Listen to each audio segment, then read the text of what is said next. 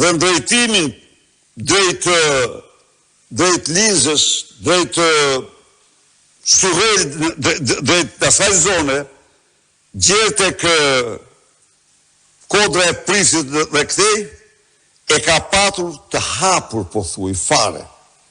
E ka trase, shko shifeni, kontrollojeni. Unaza në zbritje ka patur teren të hapur.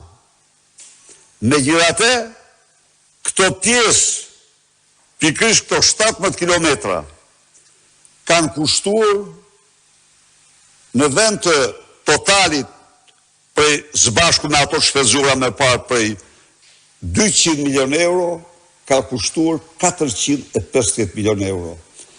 Lubi Balluku ka shpenzuar për restin e mbetur të Unazës, për 17 kilometra, 18 milion euro për kilometr.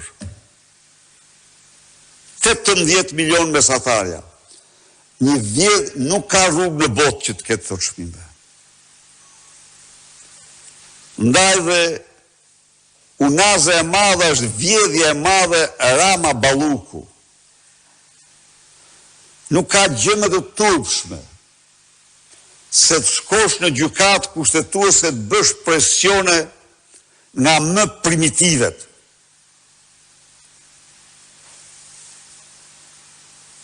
Sot i vetmi vendim që gjykata mund të mirëte mos shqyrtimin e kësaj kërkese të paraqitur nga kryeministri më hajdut i Shqipërisë në kohra, por dhe më hajdut në Europë që merr guximin për të mbrojtur një vjedhje kaq të madhe të tunelit Llogaras, të shfrytëzoj presionin ndaj gjykatave për të mbrojtur.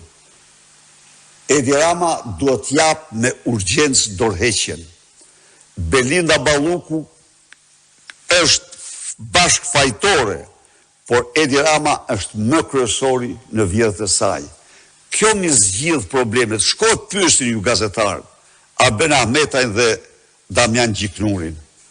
Kur thoshte me kështu se kjo Belinda mi zgjidh mua problemet, prandaj ju sjeni ma ministra, i hoqët e dy. Sepse ata si bolla të firmosin si të firmose kjo, më thapë, që